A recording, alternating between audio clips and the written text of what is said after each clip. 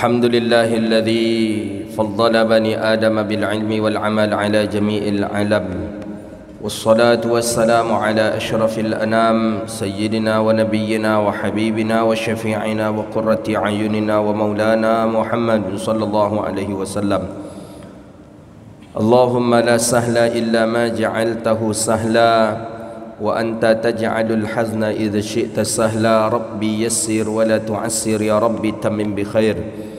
اللهم صل على سيدنا محمد الفاتح لما أغلق والخاتم لما سبق ناصر الحق بالحق والهادي إلى صراطك المستقيم صلى الله عليه وعلى آله وصحبه حق قدره ومقداره العظيم. قال المصنف رحمه الله تعالى: ونفعنا به وبعلومه وبعلوم مشايخنا في الدارين آمين. وينبغي أن يؤدب المتعلم. فصل menjelaskan tentang adab-adab seorang pengajar, seorang ustaz atau seorang syekh atau seorang tuan guru. Dia ada juga adabnya kepada muridnya. Nanti setelah ini baru ada pembahasan nanti adab seorang murid kepada guru. Ada pula beberapa adab-adabnya nanti. Tapi sekarang adab seorang guru kepada muridnya. Bagaimana seorang guru itu? Dia mesti harus ada juga adabnya. Jangan pandai saja menyalahkan murid. Murid tak beradab lah, murid kurang ajar lah, apa segala macam. Kita sebagai guru tengok pula dulu. Kadang kita yang kurang adab. Dengan asbab kita kurang adab, makanya murid pun kurang adab kepada kita. Karena kita kurang ajar, maka murid pun kurang ajar kepada kita. Qala, kata Imam Nawawi rahimahullah, wa yanbaghi an yu'addiba, dan sepantasnya bagi seseorang bahwa beradab ia guru, syekh, orang yang mengajar di atas adabus sunniyah, di atas adab sunnah. Maksudnya dengan adab-adab yang ada di dalam amalan sunnah Nabi sallallahu alaihi wasallam, dengan perangai-perangai yang diridai, kemudian dengan tarbiyah, dengan didikan-didikan dirinya baik dalam keadaan tersembunyi atau yang nyata, untuk menjaga segalian urusan-urusan muridnya baik yang batin atau yang nyata. Maka hendaklah seorang guru mengulang-ulang daripada aqwalihi, daripada ucapannya, wa af'alihi, daripada perbuatannya, mutakarrirat, diulang-ulang. Mengulang-ulangnya itu pun alal ikhlas, di atas ikhlas. Maka guru tak boleh bosannya. Jadi kata guru, ayo rapat, atau kata guru makan dengan tangan kanan, besok diulangnya balik, besok diulangnya balik. Itu bukan berarti guru tu nyinyir, bukan berarti guru tu benci dengan kita, enggak. Itu tanda dia sayang kepada kita. Nak sampah, sampah tu tolong ya letak ke tong sampah ya, besok diulangnya balik, besok diulangnya balik. Itu tak apa-apa. Seorang guru seperti itu tak apa-apa. Ya. Kalau gurunya pun mau, tapi kalau enggak payah. Jangan berulang-ulang kali menyabut kata. Itu lain pula berarti itu. Tapi kalau memang diulang-ulangnya balik dalam penyampaiannya agar selalu niat masuk masjid, i'tikaf, jangan lupa kata dia. Itu diulang-ulangnya berarti itu tanda suatu pengajaran yang baik untuk kita. Sama dengan orang tua. Orang tua apabila dia selalu mengulang-ulang ucapannya kepada anaknya, itu menandakan orang tua itu sayang. Hati-hati nak, nanti menyeberang jalan hati-hati ya. Besok nak kita berangkat pergi sekolah, itu juga kata orang tua kita, hati-hati nyeberang jalan ya nak. Kalau tak bisa, kalau ramai kali nampak mobil, minta bantu sama orang nak. Itu saja disebut oleh orang tua terus. Itu tanda orang tua sayang kepada anak. Bukan berarti orang tua marah, benci kepada anak. Tidak, itu tanda orang tua sayang kepada anak. Seorang syekh macam itu juga, seorang guru seperti itu juga. Kalau guru itu terus-menerus menyebutkan kepada kita, itu tanda guru itu sayang kepada kita. Itu tanda guru itu sayang kepada kita. Ingat itu. Wasidqu, dan jujur, husnul niyah, bagus niat selalu. Guru menyampaikan jujur ya, agar selalu kita jujur, perbaharui niat kita selalu. Wa muraqabatillahi ta'ala fi jamil lahzah, selalulah takut kita kepada Allah. Ingatlah selalu Allah di mana saja kita berada. Yu'arifahu anna lidzalika tunfatahu alaihi anwarul ma'arif, bahawa sesungguhnya dengan cara seperti itu akan membukakan cahaya makrifat. Kita akan mudah memahami ilmu dengan cara guru sering menyampaikan itu kepada kita. Wa yashrah sadrah, maka Allah pun akan membukakan dada kita untuk menerima daripada ilmu dan hikmah dan rahasia-rahasia lainnya. Maka orang dulu kadang mengajinya Al-Fatihah, tapi banyak hikmah yang dia dapat. Belajarnya cuma Al-Fatihah saja. Kadang ada yang belajar cuma tata cara salat saja, tapi karena adab dia dengan gurunya, karena hikmah dia daripada gurunya, maka Allah bukakan pintu ma'rifah untuknya. Wa yubarik lahu fi ilmihi, dan Allah berkahi pada ilmunya. Jadi kalau kita seperti itu diperhatikan oleh guru, maka Allah pun akan memberkahi ilmu kita, dan Allah pun akan memberi taufik setiap ucapan dan perbuatan kita. Faslun, berikutnya, ta'limul muta'allimi fardul kifayah. Mempelajari orang yang mengajar, ta'lim, mengajari atau belajar, al-muta'allimina fardul kifayah. Orang yang mengajar itu tuh hukumnya fardu kifayah. Mengajari orang yang belajar itu hukumnya fardu kifayah. Jadi antum ni, bapak-bapak, ibu-ibu ni, ahbabuna fillah ni, kita ni fardu kifayah belajar di sini ni. Jadi karena adanya kita belajar di sini, terbebaslah dosa orang-orang yang ada di luar sekarang. Tapi kalau satu saja di antara kita tidak ada yang belajar, maka seluruhnya akan berdosa, kata Imam Nawawi. Jadi hukumnya kita belajar nih fardu kifayah. Hukum daripada ada yang mengajarnya itu fardu kifayah.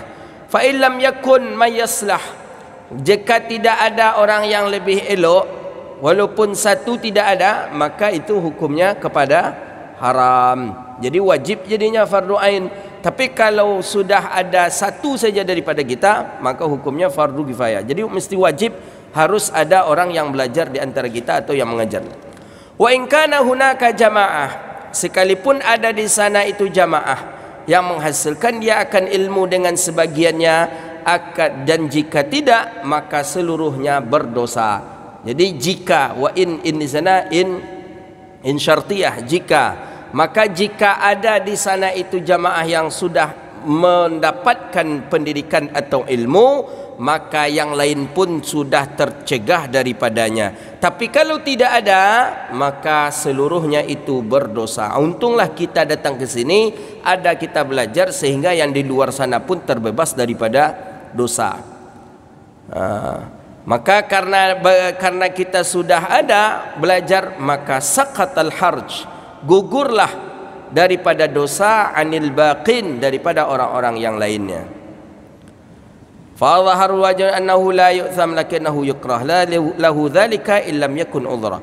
Jadi ada juga sebagian pendapat mengatakan kalaupun tidak ada yang belajar, maka itu pun tidak sampai ke tahap dosa, tapi tahap makruh. Tapi ulama berpendapat kalau itu tu ada uzur. Ya, apa uzur ya? Mungkin karena dia sakit dia tak datang mengaji, atau karena hujan lebat dia tak datang mengaji. Itu tu uzur namanya. Tapi kalau tidak ada itu maka tidak disebut dengan uzur.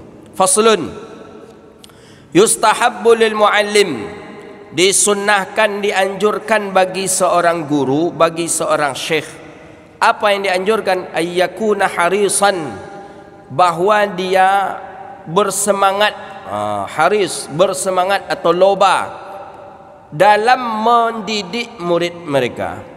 Jadi seorang guru tu harus bersemangat. Jadi kalau damam-damam ayam nanya, guru tu dianjurkan juga tetapnya pergi belajar, pergi mengajar itu.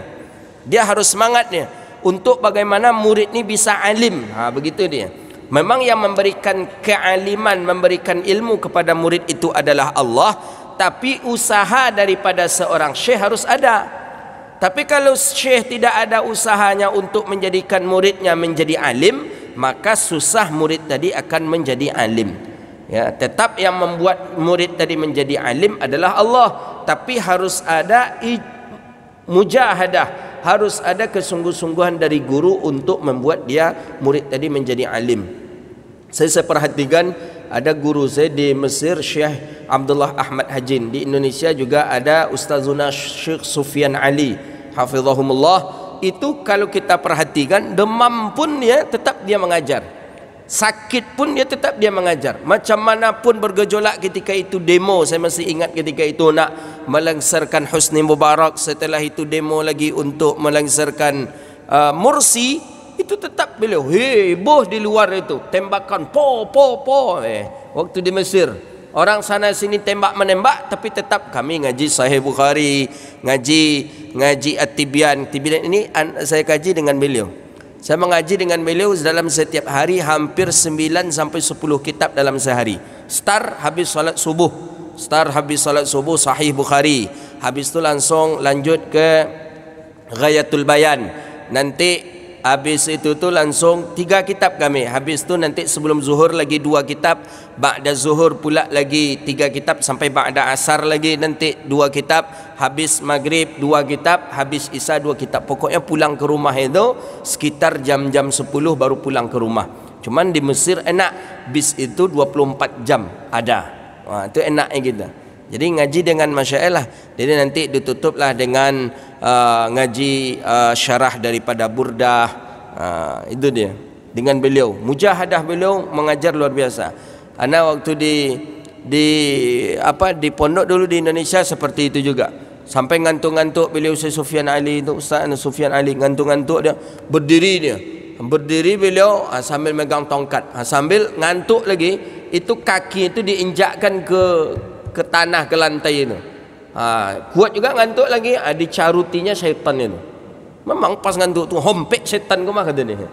Jadi kadang awak tersinggung je seolah-olah awak pula dicari ada ustaz tadi kan. Tapi itu hilang ngantuknya hilang ngantuknya. Hompeknya itu memang berhasil hompek santiong. Syaitan dicari anda pula salah nak apa kan asal orang kita cari kan. Itu salah satu untuk menghilangkan ngantuknya. Jadi kita seorang guru mesti harus semangat juga untuk mengajari daripada murid-murid kita. Itulah alhamdulillah saya perhatikan guru-guru kita alhamdulillah bersemangatnya. Mu'siran dzalika, ya, agar ya adab bekaslah dibagi murid untuk dirinya. Hati laisa lid bidarurah, ya, tapi tentu tidak pula bagian dari darurat. Wa ayyufraga yufriga wa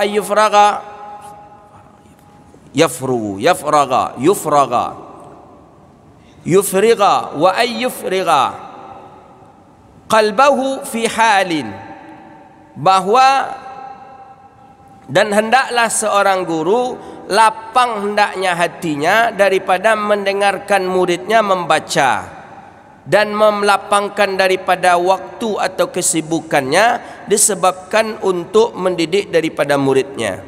Itu mesti. Maka harus banyak kita punya waktu juga untuk duduk di majlis-majlis, itu harus ada. Wa yakuna, ini khusus untuk guru, untuk seorang syekh, seorang ustaz yang mengajar. Ada nanti adab-adab murid kepada guru, ada pula nanti. Wa yakuna harisan, ini kalau antum nanti menjadi seorang syekh, menjadi seorang yang menjadi murid lah, ya, setidaknya murid daripada anak-anak kita. Wa yakuna harisan ala, dan bahawa hendaklah seorang guru itu bersemangat pula untuk memberi pemahaman kepada murid. Bagaimana caranya? Kita faham dulu, seorang guru mesti faham dulu baru diberi paham kepada murid. Iko guru aja nak mengerti tu. Tolong suran balik ustaz. Apa tadi ya nyelupa dan katanya. Macam mana cara dia nak memberi faham pula kepada muridnya sedangkan dia tak faham. Maka oleh kerana itu guru mesti faham dulu. Wa ayyutiya kulla insanin minhum ma yaliqu bihi, dan bahawa sesungguhnya seorang guru hendaklah dia memberikan setiap insan, setiap manusia yang layak untuknya. Maksudnya bagi murid ini yang layak, bagi murid ini yang layak. Kalau tak layak jangan diberikan. Jangan. Umpamanya murid ni sudah bolehlah dia mengaji tauhid, berikan tauhid. Murid ni belum nampak, ini masih standar, masih dasar-dasar fikih. Itu tak boleh kita gabungkan. Ni nanti yang sudah paham tauhid ni kita kasih juga yang dasar-dasar nanti. Dia akan bilang, potang itu je baru pembahasan kini itu je kata dia.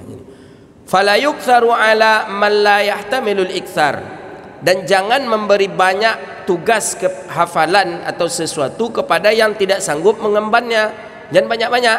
Kalau murid tu ada murid tu yang sedikit saja baru dia sedikit saja dia sanggup untuk menyimpan, ya udah ke dia sedikit saja, jangan banyak-banyak. Tapi jangan pula sedikit bagi murid yang sanggup untuk menghafal banyak. Umpama murid ni sanggupnya cuman 10 ayat dalam setiap hari, kita wajibkan ke dia 20 ayat, itu tak boleh. Tapi ada murid yang dia sanggup dalam setiap hari itu 20 ayat, tapi kita wajibkan cuma 10 ayat juga tak boleh.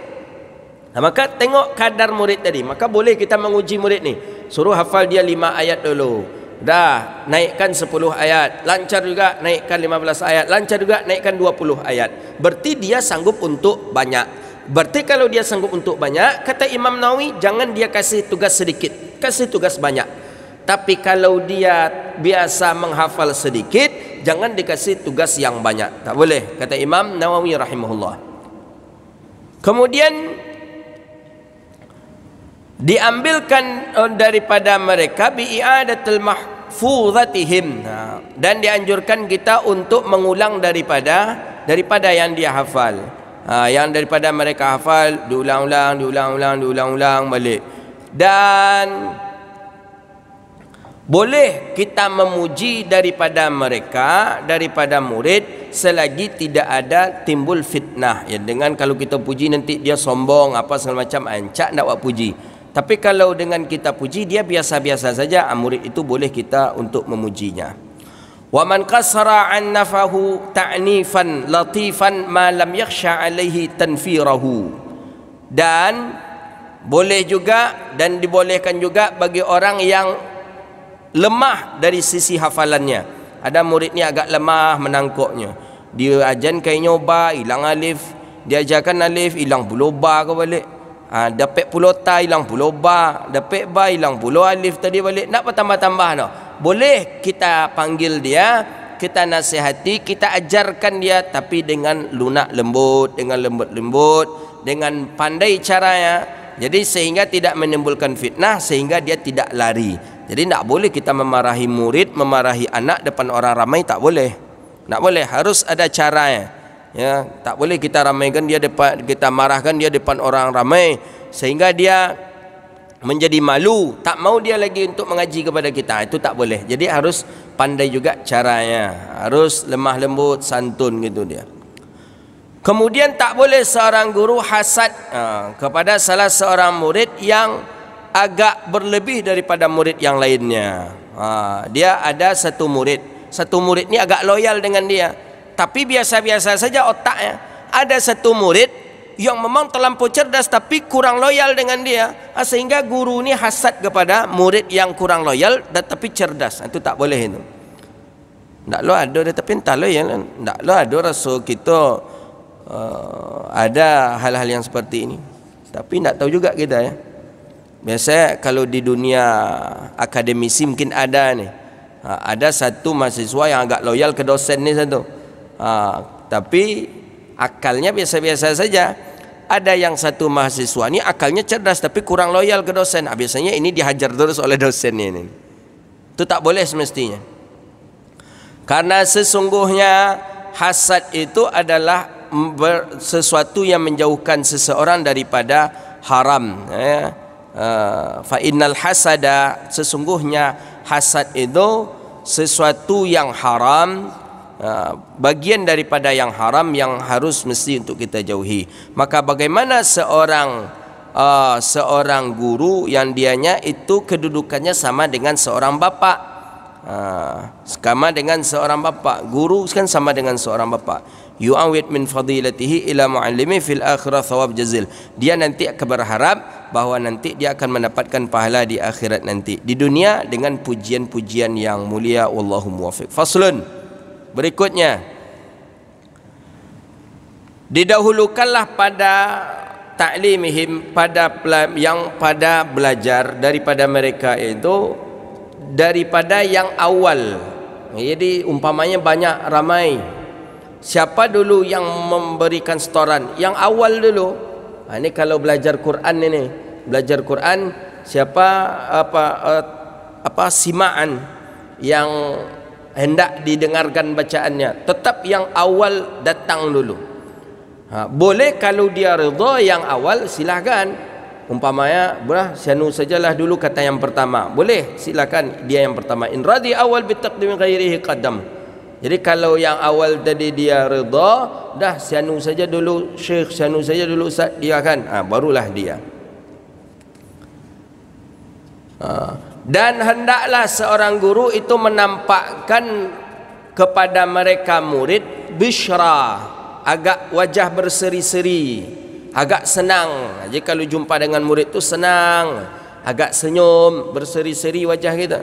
Jangan ketika jumpa dengan murid ni macam nak memakan murid aja. Ustaz, alhamdulillah. Wang ustaznya, ustaz. Nak mana ustaznya, nampak dah wang kau sajik dengkau. Itu nak guru nama tu. Ya, guru tu harus santai, kemudian harus santun, kemudian harus banyak senyum dengan muridnya, gitu dia. Ya dengan apalah, dengan bahasa kita lah. Perhatikanlah kiai-kiai, perhatikan masyayikh. Saya perhatikan masyayikh. Assalamualaikum Maulana, izai ya Habib. Itu jawabannya langsung tu. Assalamualaikum Maulana, izai ya Habib. Kadang ya bunai, hei anakku. Gitu masyayikh tu.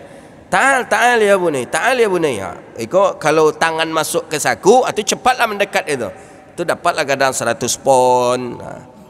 100 pon tu lumayan lah. Kalau zaman kami 100 pon tu sekitar 270 ribu lah tu. Khud ya bunai, khud ambil. Tu dah. Lumayan lah 100 pon tu saya dapat dulu hidup ya, dapatlah untuk setengah bulan. Khud ya bunai. Assalamualaikum ya Maulana. Alaikum izai ya Habib. Alhamdulillah. Tamam Maulana. Kaif ahwal? Kaif ahli? Kaif? Bagaimana keluarga engkau apa macam? Alhamdulillah. Tamam Maulana. Alhamdulillah. Khud. Ya. Masuk kalau lah ke siko tu saku syekh tu tangan syekh. Khud. Ya. Itu saya perhatikan masyayikh di Makkah, saya perhatikan di Sudan seperti itu, di Mesir seperti itu.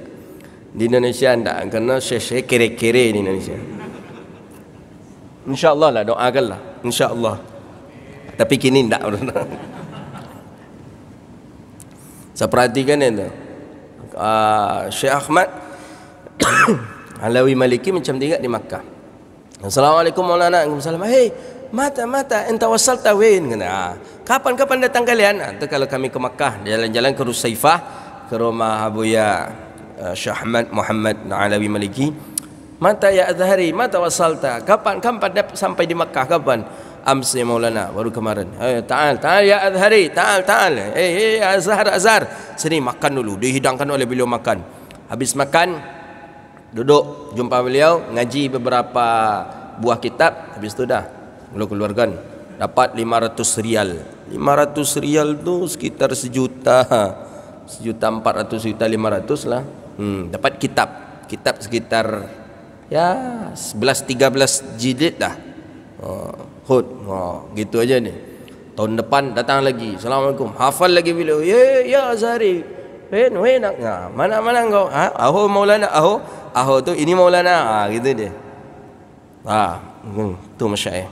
Masya-Allah. Jadi, tapi di Indonesia tak pernah tengok. Tak pernah. Memang tak pernah. Itulah beda masyayikh di Indonesia dengan masyayikh di Timur Tengah tu beda. Tapi saya tak pernah juga menengok syekh-syekh tu kerja. Tak pernah saya. Tadi mana tibu pitin malaikat mantum malam juga. Tak pernah nengok. Tapi piti nak biar-biar. Apalagi syahli Jumaah. Amo menengok betul syahli Jumaah. Di sini uang, beliau pakai jubah itu. Di dalam uang. Jadi ketika itu nak beli kitab apa waktu itu? Boleh ambil, berikat-ikat itu. Oh nak, ada waktu itu orang fakir datang. Bapak-bapak fakir. Ya Sidnal Mufti, ya Fadilatul Mufti. Dikatakanlah oleh orang fakir, saya ni fakir, saya punya anak sekian, saya belum makan, dah lama makan. Ajudan melarang. Nak kata Syekh, suruh dia ke sini. Beri pakai ikat karet itu, boleh hitung, boleh cabut ni kata. Gitu dia. Jadi ada suatu ketika orang bertanya pakai kertas, Syekh, dia buatlah dia tentang hadis Nabi Muhammad dia buat sallallahu alaihi wasallam tu sad dengan mim. Syahri Jumaah tu pantangnya tu. Kalau kita sekarang ya pakai apa? SAW, begitulah. Kita pakai SAW kan. Syahri Jumaah itu dia buatnya oleh orang tadi Muhammad sad mim. Sebenarnya arti sad mim tu kan sallallahu alaihi wasallam. Dibaca oleh beliau. Kata beliau, man katib? Siapa yang menulis ini? Tak ada satu pun yang berani. Man, siapa? Tak ada. Min, siapa yang nulis? Tak ada yang berani. Karena ada sad mim itu. Siapa yang menulis? Coba jujur. Tak ada. Kata Syekh, kalau jujur saya kasih 100 pon katanya. Miat Junaid. Tak ada yang berani. Tak ada, mau kalian duit 100 pon kata dia. Ada satu dari belakang, ana ya maulana kata dia. Saya nulis. Tak, sini kau. Kenapa engkau tulis sad mim ini? Engkau tak tahu siapa ini? Berpahala engkau membuat sallallahu alaihi wasallam itu 10 pahala. Engkau tak mau pahala 10 pahala daripada engkau buat sad mim ini? Siap Maulana. Ya, salah. Baik. Dah selesai pengajian, Syekh ni lupa dia ngasih apa Syahri Jumaah. Lupa dia. Habis lupa dia berjalan. Syahri Jumaah kalau keluar Masjid Azhar tu diikuti oleh semua murid itu. Semua murid. Dia diikuti semua murid terus. Nah, kalau saya selalu tu di belakang beliau. Jadi yang sudah takut tadi, yang dijanjikan hadiah tadi, nak meminta hadiah takut kena marah, nak diminta Syekh berjanji macam mana lah. Ketika Syahri Jumaah nak naik mobil, Syekh, Fadil Mufti, Syekh, bagaimana jangan janji engkau kemarin tadi Syekh, kata Syekh. Aywa minha, kata dia. Yang mana dia? Datang dipanggil Syekh, dapat 100 hud, kata dia. Nah, tu. Jadi dapat 100 pon. Ya lumayan lah 100 pon itu. Dulu zaman saya masih banyak dapat 100 pon tu. Tapi sekarang anda dengar 100 pon tu sedikit saja lagi yang dapat. Jadi memang masyayikh kita seperti itulah, daripada mahabbahnya kepada murid-murid itu seperti menjadikan murid-murid itu daripada seperti anaknya. Jadi mesti harus berjumpa dengan murid dengan wajah yang berseri, dengan senang hati menerima murid, gitu dia. Wa yas'al amman ghaba minhum, dan bertanya siapa yang tidak hadir daripada mereka. Maka ditanya, kemarin kemana engkau? Kemarin kemana? Itu tanda ada perhatian seorang syekh kepada kita. Petang ke mana? Gapo ustaz. Petangnya gapo ustaz. Petangnya ke mana? Gapo ustaz. Gitu. Dan kadang enak pula kita kadang ditanya oleh syekh itu ketika kita tak hadir. Tanda kita diperhatikan oleh syekh. Faslun. Qala al-ulama radhiyallahu anhum la yamtani'u min ta'limi ahadin likaunihi ghaira sahihun niyah. Kata ulama radhiyallahu anhum, tidak mencegah, tidak terlarang daripada belajar salah seorang karena daripada tidak bagus niatnya. Maksudnya apa ini? Maksudnya kalau ada orang yang salah niatnya dalam menuntut ilmu, tak apa-apa, biarkan saja dulu. Tak usah kita larangnya. Biarlah kalau dia memang salah menuntut ilmu. Mungkin dia menuntut ilmu untuk mencari jodoh, atau mungkin dia menuntut ilmu untuk dikenal manusia, atau dia menuntut ilmu untuk kaya, atau dia menuntut ilmu agar manusia memandang kepada dia. Biarkan saja dulu. Faqad qala as-Sufyan ghairuh talabahum li ilmin niyah. Karena menuntut ilmu itu mereka tu sudah memasang niat. Nanti bagaimana? Talabnal ilma li ghairillah fa aba ayyakuna illa lillah. Kami menuntut ilmu, niat tujuan kami tidak untuk Allah, tapi ternyata ilmu itu enggan datang kepada kami kecuali kami niatnya kepada Allah. Jadi nanti orang-orang yang awalnya berniat dia tidak untuk Allah, nanti dia dalam mengaji pun akan berniat dia untuk Allah Subhanahu wa taala. Maknahu kanat ghayatuhu an ansara lillahi taala, bahwa orang itu tetap nanti niatnya karena Allah. Lanjut, faslun. Wa min adabihil mutaakkidah, dan daripada adab, adab lagi daripada adab seorang guru, adab seorang syekh yang sangat-sangat penting sekali. Wa ma ya'tanna bihi ay yasuna yadayhi fi halil iqra'i an abath, bahwa seorang guru hendaklah dia memelihara tangannya. Tangan, hati-hati, jangan asal-asal menunjuk, jangan asal-asal saja tangan ni. Tangan guru hati-hati. Jangan terlampau banyak memainkan tangan. Begitu nih. Kalaupun nak memainkan tangan silakan, tapi jangan terlampau sering gitu. Nanti salah nanti. Aturannya mestinya rumah tu seperti ini, dibuatnya rumah tu macam go-go, kan bahaya jadinya. Jadi sekedarnya saja gitu dia. Begitu juga dengan matanya. Jadi tangan jangan terlampau melakukan yang abas. Ini abas, melakukan yang abas tak boleh, mendepuk-depuk jari tak boleh. Dia sedang mengajar tapi tangan digini-gini kan. Ini tak abas nih. Atau telinga digini-gini kan. Atau dia sedang mengajar tapi kau yang sansu je cabut cik-cik dek ustaz tadi, dek syekh tadi. Hadirin yang dirahmati Allah, kajian kita lanjutan dari Tibian. Itu abas namanya. Tak boleh. Tak boleh, ingat itu, tak boleh. Kemudian mata. Matanya tak ke mana-mana memandang. Lain pandangan matanya. Tak boleh. Sampai ke situ kita ditunjukkan oleh Imam Nawawi. Sayang ulama kepada kita. Nadhrahuma min ghairi hajatin. Pandangan mata dengan tidak ada hajat. Tak ada hajat mandang, tak usah banyak-banyak mandang. Makanya orang-orang sufi itu, apalagi orang-orang yang hidup di dunia suluk, itu ditutup pandangan tadi, ditutup kepalanya. Perhatikan orang-orang suluk, pasti kalau dia keluar daripada kelambunya, keluar daripada rumah suluknya, pasti dia memakai dalam keadaan seperti ini. Nah, kenapa? Karena yang dia pandang itu bagian hadapan saja, bagian hadapan saja. Nak memandang ke sana payah, memandang ke sini payah juga. Dia seperti ini dia. Itu orang-orang suluk, orang-orang suluk yang hidup yang mengamalkan daripada amalan suluk, orang-orang yang diterbiah dengan khalwat, pakai bagiannya seperti inilah ni. Sehingga tak banyak memandang kiri dan kanan, gitu. Jadi kalau tak seperti ini, bebas kita mandang, nak mandang kiri, mandang kanan, jangan. Tu ulama-ulama sufi itu seperti itu pakaiannya, tertutup dari sini. Gitu. Awak sufi juga suka filem, jadi dia sufi. Orang tu memang sufi, safa'u qulub, bersih, safiyatul qulub, bersih hati mereka daripada dunia. Kemudian wa yaq'ud, dan hendaklah wa yaq'udu ala tahara, dan hendaklah seorang guru duduk dalam keadaan suci. Jadi hendaknya ketika dia membaca kitab itu dia bersuci. Guru hendaknya bersuci. Itu hendaknya dianjurkan. Mustaqbilal qiblat, menghadap kiblat. Ini menurut Imam Nawawi bagusnya guru itu menghadap ke arah kiblat, tidak membelakangi kiblat. Kalau kita pendengar yang menghadap kiblat, guru membelakangi kiblat. Tapi kalau dalam tasawuf, dalam kitab Tanwirul Qulub fi Muamalatil Ghuyub karangan Imam Amin Kurdi, itu ketika tawajjuh murid menghadap kiblat, guru membelakangi kiblat. Jadi yang tawajjuh di sana bahwa seorang murid mentawajjuhkan wajahnya, seorang guru bertawajjuh dengan seorang murid. Jadi wajah dengan wajah.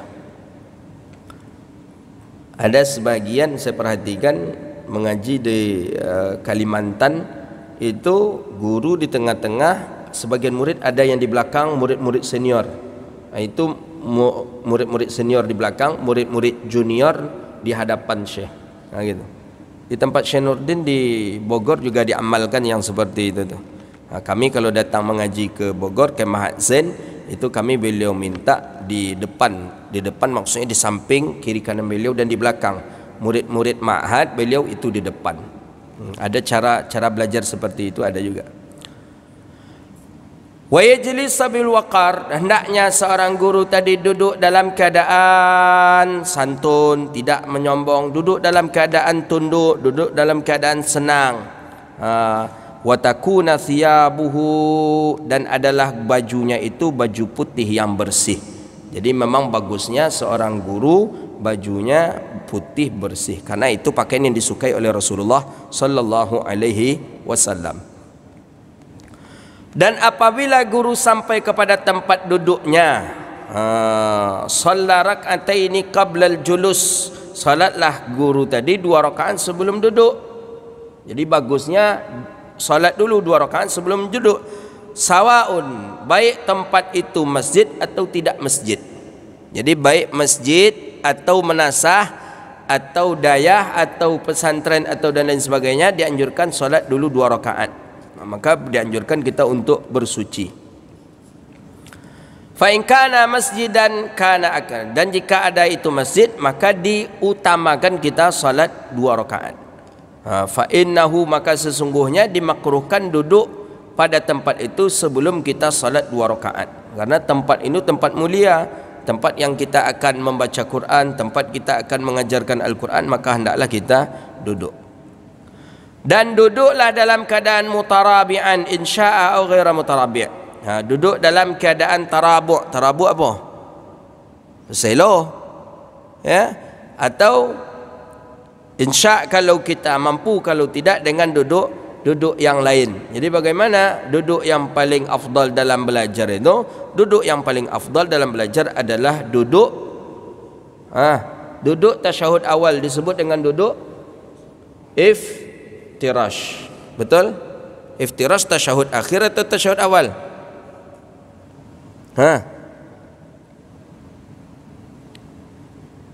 Tasyahud awal, tasyahud akhir. Tasyahud awal, tasyahud akhir tawarru'. Iftirash itu yang paling afdal. Tawarru' itu duduk tasyahud daripada tasyahud akhir. Maka ada tawarru' kanan, tawarru' kiri. Betul? Tawarru' kanan ketika tasyahud akhir, tawarru' kiri ketika seseorang berzikir di dalam silsilah tariqah An-Naqsyabandi. Tapi di dalam hadis disebutkan bahwa daripada diriwayatkan Abu Bakar ibni Abi Daud As-Sajistani bi isnadihi an Abdullah bin Mas'ud, Abdullah bin Mas'ud radhiyallahu anhu kana yuqri'un nas.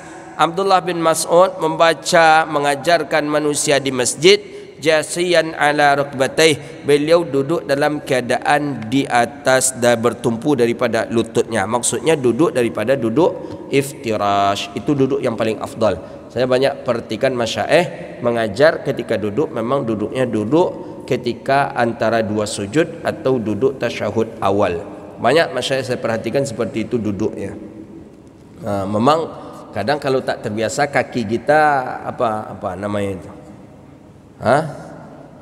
Kebas itu apa bahasa Indonesia? Kalau bahasa kesemutan.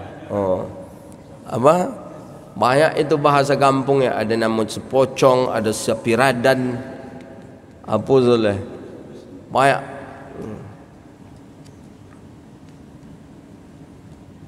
Jadi hendaknya seseorang duduk dalam duduk yang beradab.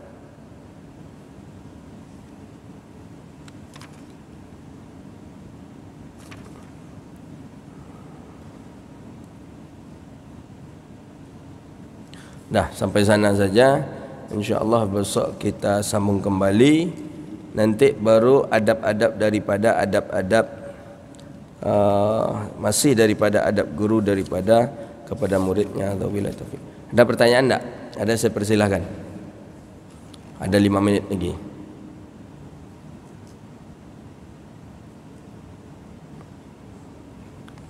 Silakan.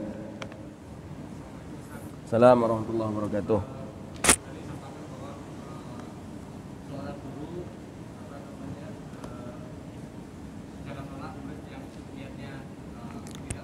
Iya, betul.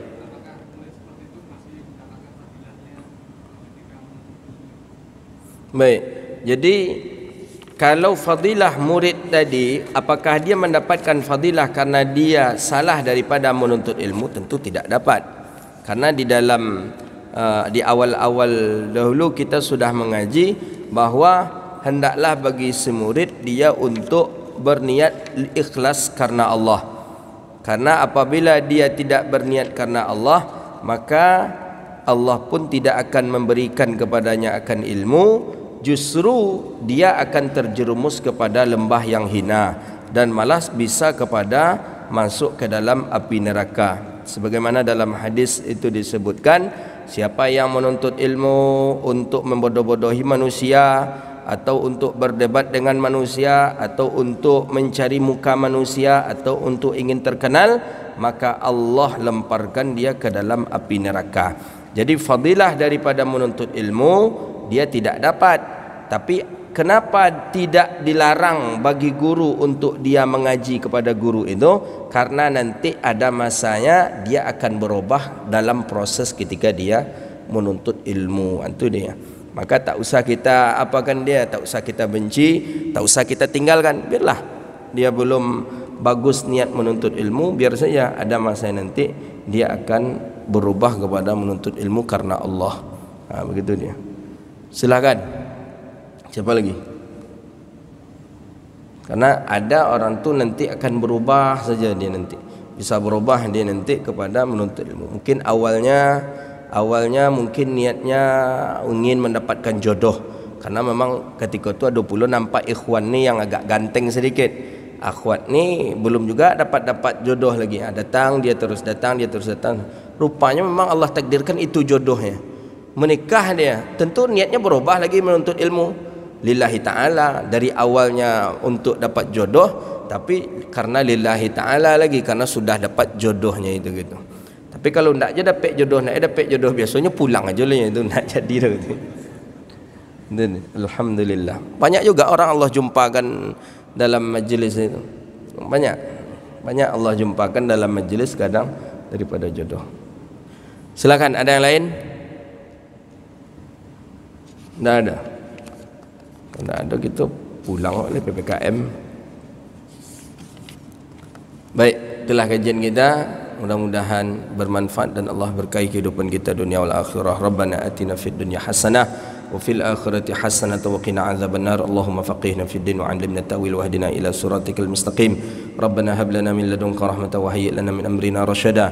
Allahumma inna na'udzubika minal hammi wal hazani wa na'udzubika minal 'ajzi wal kasli wa na'udzubika minal bukhli wal jubni wa na'udzubika min ghalabati ad-daini wa qahri ar-rijal. Rabbana atina fid dunya hasanah وفي الآخرة حسنة وقنا عذاب النار وصلى الله على نبينا محمد وعلى آله وصحبه أجمعين والحمد لله رب العالمين. صلى الله ربنا على نور المبين أحمد المصطفى سيد المرسلين. صلى الله ربنا على نور المبين أحمد المصطفى سيد المرسلين وعلى آله وصحبه أجمعين وعلى آله وصحبه أجمعين والحمد لله رب العالمين. السلام عليكم ورحمة الله وبركاته.